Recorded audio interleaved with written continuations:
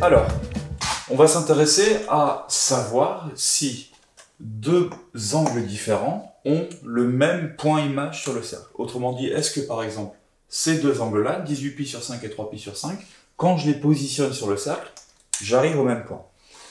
Le meilleur moyen de faire ça et le plus rapide, c'est de donner la mesure principale de chacun de ces angles. Pourquoi la mesure principale? Donc, je vous rappelle ce que c'est. La mesure principale, c'est de dire, bon, ben, j'ai un mur ici. D'accord? Et quand je vais placer mon angle, je veux savoir où est-ce que j'arrive, sachant que j'ai pas le droit de dépasser ce mur. Autrement dit, j'ai pas le droit de faire des tours pour rien. Donc on va se le faire pour le premier là. 18π sur 5. Je vous rappelle comment on fait pour placer des angles compliqués comme ça. On se demande combien de fois je peux rentrer 2π, autrement dit combien de tours je fais pour rien, et ensuite qu'est-ce qui reste? Et c'est ce qui reste qui va me donner la position sur le cercle.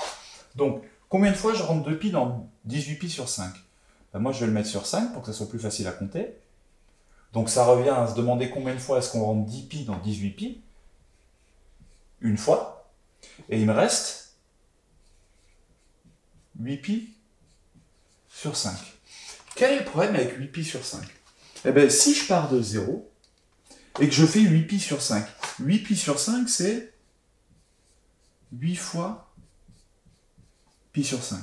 8 fois π sur 5, ça revient à dire, je prends ce bout-là, je le coupe en 5, 1, 2, 3, 4, 5, et je vais le faire 8 fois. Donc je vais le faire d'abord 5 fois, et encore 3 fois.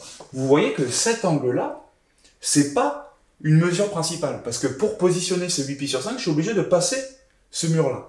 Donc on va faire la technique qu'on a vue dans la compétence précédente, c'est de dire, bon, eh ben c'est pas grave, plutôt que de dire que je rentre une fois 10π dans 18π, je vais dire que je le rentre 2 fois. Pourquoi? Parce que quand je fais 2 fois 10π, ça me fait 20π sur 5. Combien de fois je rentre 20π sur 5 donc 20π sur 5. Combien il m'en faut pour arriver à 18? Et il m'en faut pas plus quelque chose, il m'en faut moins 2π sur 5. Pourquoi? Parce que si je fais 2 fois 10π, ça me fait 20π. 20π moins 2π, ça me fait bien 18π sur 5. Et moins 2π sur 5, ça veut dire je vais couper le cercle en 5, 2, 3, 4, 5, et je vais le faire 2 fois, en passant par le bas. Et si je le fais 2 fois, donc à peu près 1 fois, 2 fois, j'arrive ici. Je suis parti de là, je suis arrivé là, je ne suis pas passé par le mur, je suis donc bien face à un angle orienté. On l'a fait avec le premier. Le deuxième, 3π sur 5. Si j'essaie d'écrire quelque chose fois 2π plus un reste, je fais la même technique, je me le mets sur 5 fois 5. Combien de fois est-ce que je vais rentrer 10π dans 3π sur 5? Ben 0. Ça veut dire que je n'ai pas besoin de faire un tour complet pour le positionner. Et combien il va me rester? Il va me rester 3π sur 5. Donc, cette fois-ci, c'est positif, je vais passer par le haut. Je divise ça, ce demi-cercle qui vaut π, je vous rappelle, hein, en 5, et j'en fais 3. Donc, 1, 2, 3. Là, je suis à 3π sur 5. À peu près, en réalité, je devrais plutôt être là, mais c'est pas grave. Là, on voit clairement que ce point-là et ce point-là, c'est-à-dire cet angle-là et cet angle-là, ils ne correspondent pas du tout au même point sur mon cercle trigonométrique. Allez, on continue avec le deuxième. Donc, moins 7π sur 3 et 7π sur 3. Donc, encore une fois, pour les positionner sur le cercle, je vais chercher leur mesure principale, c'est-à-dire je vais me demander combien de fois il y a 2π et quel est le reste. Donc, combien de fois j'ai 2π dans moins 7π sur 3? C'est difficile à dire, du coup je le mets au même dénominateur.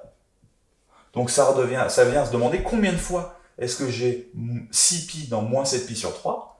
Il y va moins une fois, parce que moins 1 fois 6π, ça fait moins 6π. Et je dois encore enlever moins 1π sur 3. Moins 1π sur 3, c'est-à-dire que je prends moins π et je le divise par 3. Donc je me retrouve à peu près ici.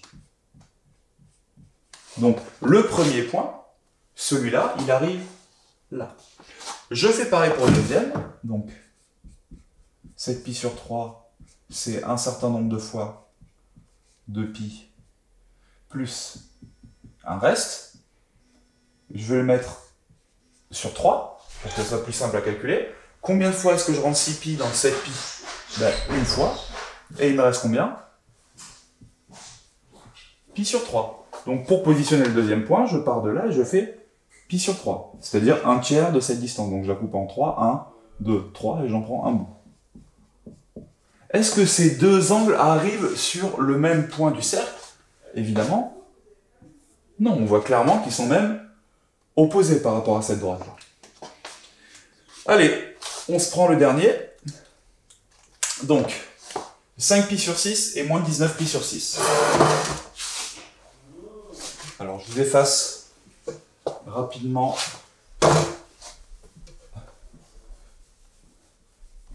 le premier.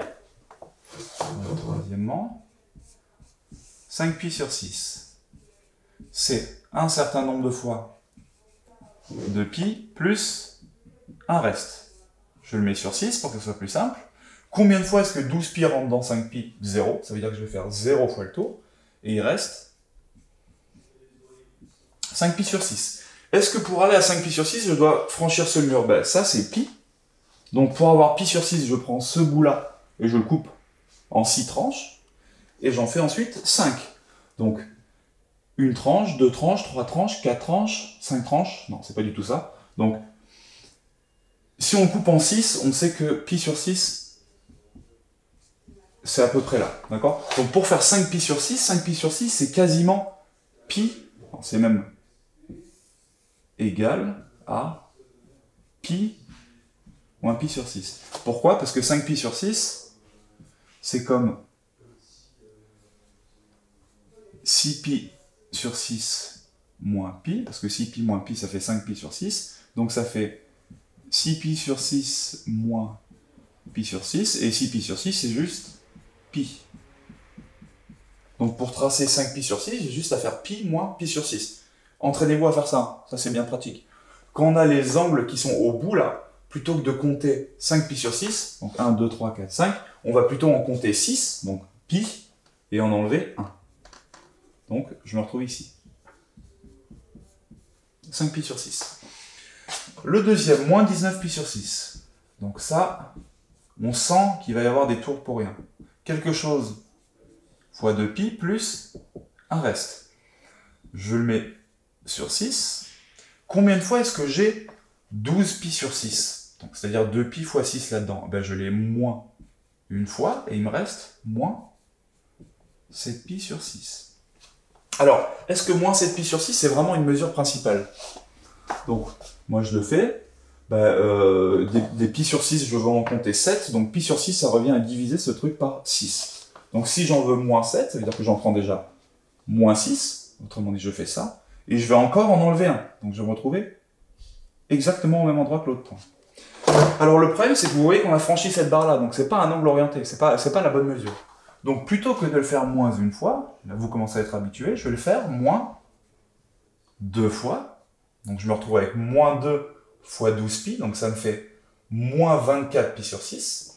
Moins 24pi sur 6. Comment est-ce que je fais pour arriver à moins 19pi sur 6, sachant que je suis à moins 24? Eh ben, je vais rajouter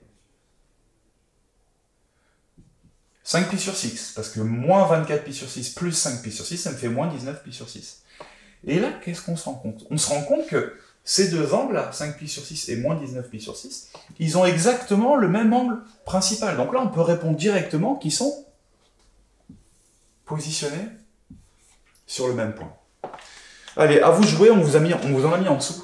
Donc, l'idée, quand vous devez voir si deux points ont si deux angles ont le même point image, c'est de trouver leur angle orienté. Pour trouver l'angle orienté, vous vous dites, combien de fois est-ce que je peux rentrer 2pi dans mon angle, et qu'est-ce qui reste? Et c'est ce reste qui va correspondre à votre angle orienté. Allez, à vous de jouer, il y en a en dessous.